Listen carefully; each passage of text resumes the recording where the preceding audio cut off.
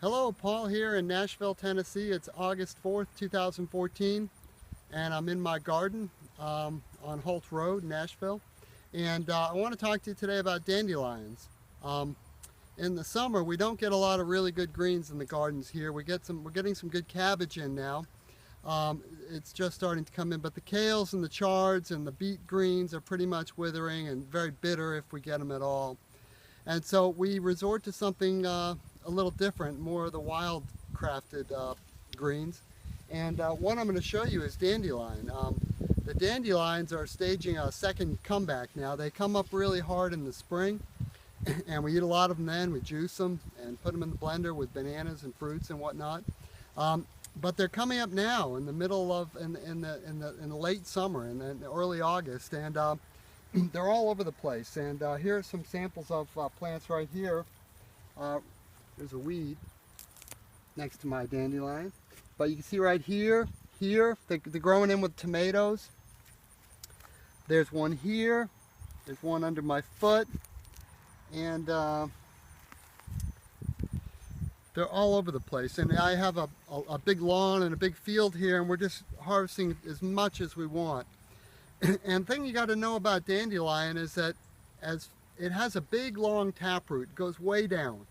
The taproot's edible too, but what I like to do is pull the greens off, and then they just keep pushing out leaves, and it's like a never-ending fountain of greens. And these greens are free.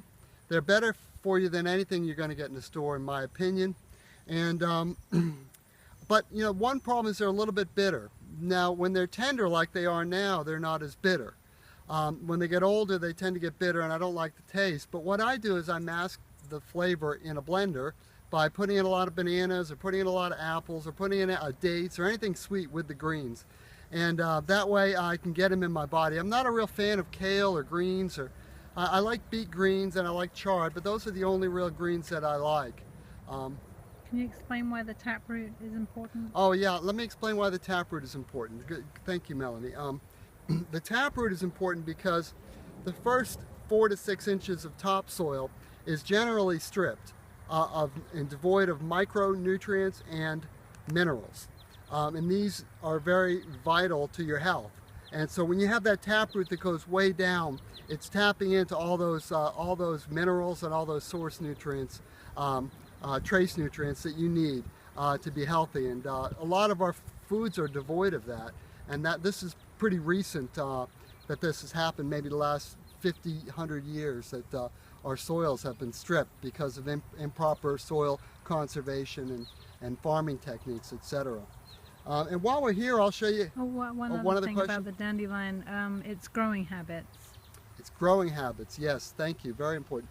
They were brought here, the Pilgrims brought them to the United States as a medicine.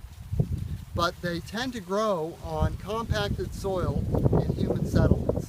So they're not as prevalent as I get further and further away from the house, but near the house they're all over the place, where we've driven the tractors and the mowers and the trucks over the lawn. That compacted soil, it seems to have a job of loosening the soil and aerating the soil. It seems to be its purpose in life for the dandelion, is to loosen that soil and to make it habitable for other plants to come after. But as long as we're packing that soil down, the dandelion's going to come in and thrive and prosper.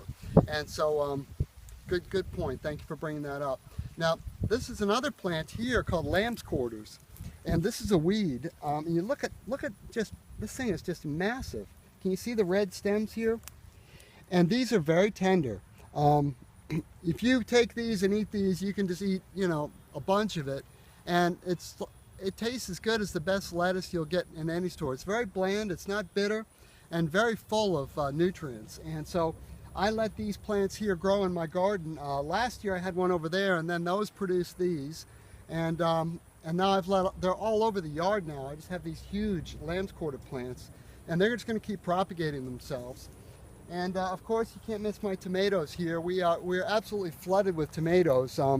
This is a very small plant, but just about 20 feet over there, you'll see just a huge number of them. They're just falling on the ground and rotting at this point. I ate about 200 this morning for breakfast. They're as sweet as can be.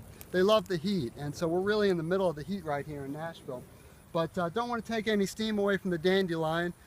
So go out in your yard and go out in your area and avail yourself to this great green. And I hope you find it very healthy and that it helps you in your quest to be healthy as well. Thank you for watching. Paul here, over and out.